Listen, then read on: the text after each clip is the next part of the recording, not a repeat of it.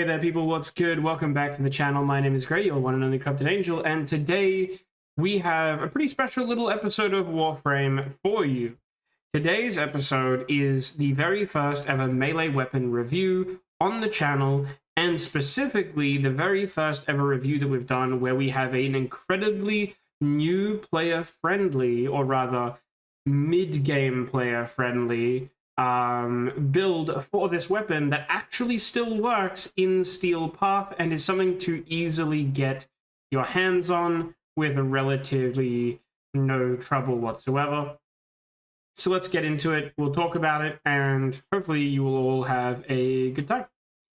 Now, to start off with, it is the Harmony. I have been getting through my Belly of the Beast weapons, and Harmony is one of the first ones that I wanted to take a look at.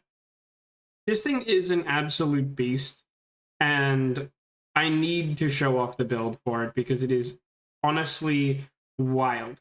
The build works so well, even with the beginner build. Like I said, it's Steel Path ready even as the beginner build, but if you want to maximize it to be even better at Steel Path, then boy is it perfect. So let's talk about the build. Now, the build that we've gone for beginners is this one right here. It is a heavy attack build. We have standard pressure point and reach, as well as killing blow, spring-loaded blade, corrupted charge, melee elementalist, amalgam organ shatter, and sacrificial steel with the reaping spiral moveset.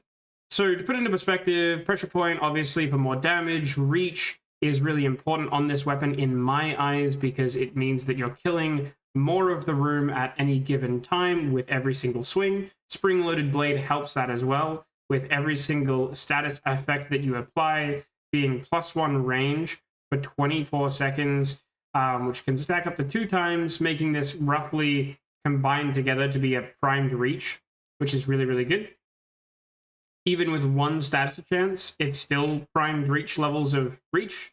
So that's always really positive, especially if you've got a Panzerhaupt Profiler or something that can apply status. Even an Artaxis with the cold application, right? Whatever the case is, you should be able to get this no problem whatsoever. We've got Melee Elementalist for the heavy attack wind-up speed as the main reason why we take it.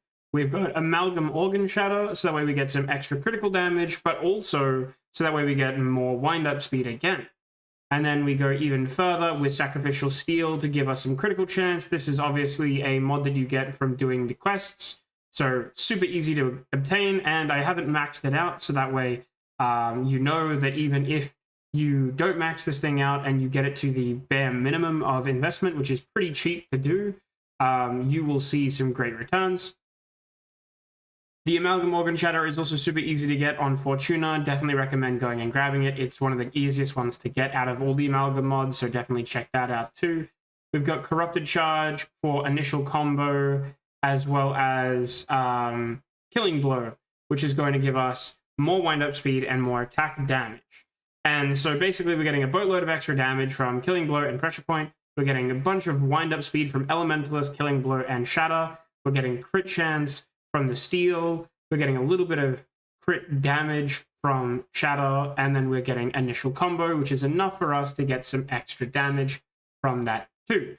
No arcane slot for the beginners, but nevertheless, this is exactly the build for a beginner. I just recently took this into a MOT run. I'm not going to do it in this video, but I recently just took this into a MOT run to test it out, and it still absolutely wrecks Steel Path enemies perfectly fine.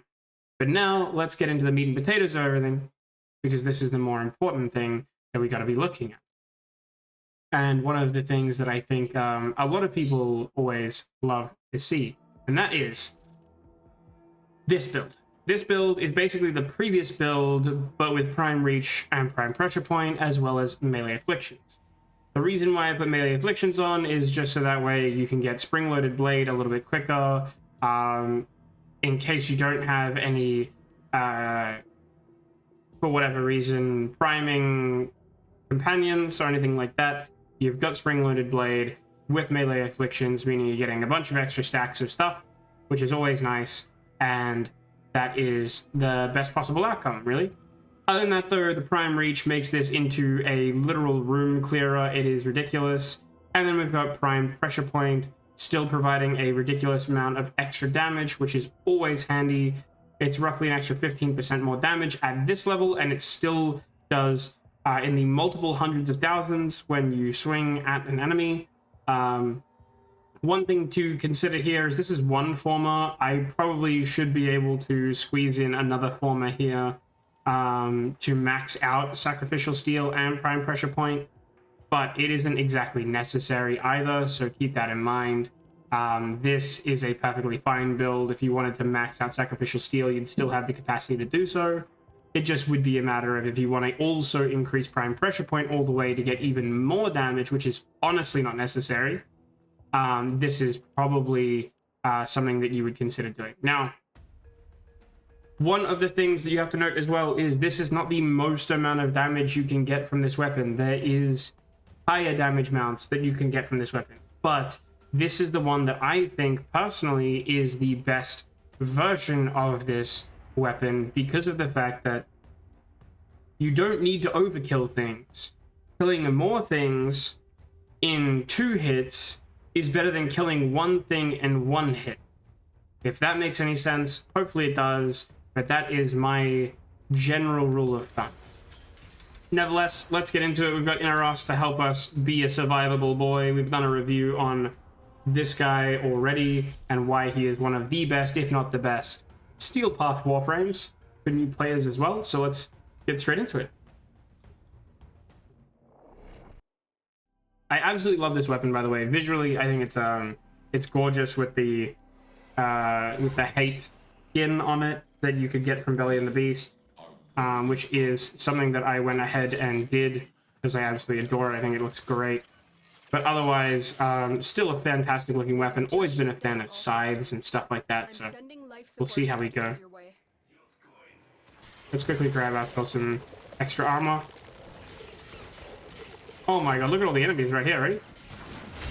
And one shot, one shot, one shot, one shot. It is disgusting. That was 5 million damage, I think, at one point. It's one of those crits, crazily. 260,000, 1 million damage there, 1,000,000.7. As you can see, it just isn't even... It isn't even a competition, honestly. It's so good. Let's pick up some people. Let's take them on a little ride. And yeah, there you go. Like I said, this is a room clearer as well, in the sense that, wow, there's 4 million right there. Nice. It is so much damage. Absolutely ridiculous amounts of damage. And that is one of the best parts about it, right? Life support incoming. It just does such good damage. It has such good range on it with this build that you could see I was hitting people way on that backswing, which is fantastic. That's what you want to see when you're doing weapons like this. You want to be able to have the convenience. I know that big number is fun, but when you have big number that hits everyone, it's even better. And I think a lot of people don't understand that when it comes to Warframe. I know that a lot of people like to min-max the damage all the way, and like many of my builds, that is not necessary, and it is much more of a mid-game look at damage while having a incredibly good amount of convenience and comfort when playing the game, which is the main reason why I really like building weapons this way, and why I build my Sicarus with Blast, and why I build my Fenmore with Blast, and things like that, where it's just, for me, significantly more comfortable to play, and just generally speaking, more convenient to have builds like this instead of the alternative, which is the min-max viral heat every single time, or min-max with like multiple elemental mods. It's one of the reasons why I run Serration on my weapons. Amalgam Serration. I like the convenience of not having to prime things and all that sort of jazz, and not having to worry about damage ramp up. I can just immediately have some raw damage and then still get damage ramp up. So that way, if I see combat and then don't see combat because enemy density or whatever is a bit lower, it's not a big deal. I'll still benefit completely from it and still be able to kill everything just fine. Additional life support has arrived. Hope that you guys have all had a fantastic time, by the way, over the week. It's been a wild week. I've had a lot of fun getting stuff done and been doing a lot of painting and other fun stuff like that. If you haven't checked out the Instagram, the art Instagram, by all means do so. Give it some love. I do art over there. I paint models, Warhammer models in particular. It is something that I've done for a very, very long time and absolutely love sharing it. So if you haven't, give it some love, show some support. And we've also been doing daily streams over on Twitch as per the usual, and that's been fantastic too. We've had a lot of support over there recently. We're going to be doing some fun games with viewers on the weekend as per always. So definitely, if you've missed out on getting to check out the streams, try and tune in. They are always at around 5:30 Eastern Standard Time. And if you'd like to see me try out a weapon or anything like that, or have any suggestions for other content Warframe related that you would like to see me do, by all means, please let me know in the comments, because that really helps. Let's see, how fast can we kill Mania? In 4 hits, not bad. Looks like we're about to be done with the Mott run. Definitely a fun time. Also, if you haven't checked out the Goofy Halo playlist, do that too. Put a lot of effort into playing Halo and getting those videos out to you guys, so if you can, give it some love, watch it. It is some of the funniest moments I have had playing video games in a very, very long time. The operative has just made Let's go, there we go. All done. And as you saw, I did not have to activate a single life support. We were killing people that quickly, that unlike some of the more primary or secondary weapons, this was just an absolute wash in terms of enemies. They didn't stand a chance, took a crap load of damage, and it was absolutely insane how efficient this weapon is. If you haven't given it a go, I definitely recommend grinding it out and building it. It is probably one of the best weapons I've played with, and one of the best weapons that I've had a chance to really use that isn't even expensive to build. One of the things that I find quite frustrating with a lot of primary weapons is you require anywhere between 4 to 5 former in terms of building them, especially when you're building them in the min-max way. Obviously, if you're building it more in the convenience way that I do, it can be sometimes 3 to 4, but definitely for those min-max players, it goes well and truly further than that. So having a melee weapon like this that requires 1, maybe 2 former max is an absolute godsend. I love it, and I hope that you guys have enjoyed it nonetheless.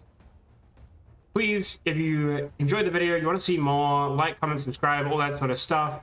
Make sure that you let me know down below your thoughts. If you like seeing the new player-friendly builds as well added to the videos, please let me know. All the extra effort does help. I'm going to be looking at doing more in the way of editing soon as well, so please understand that there is plenty of points in which we can improve these videos and make them better and better, and I want to do that. It's the same with every other bit of content on my channel, so if you haven't, please go give it some love, check it out, subscribe, and I will see you tomorrow for another upload. Farewell, have a nice day, and I'll see you again soon. Bye!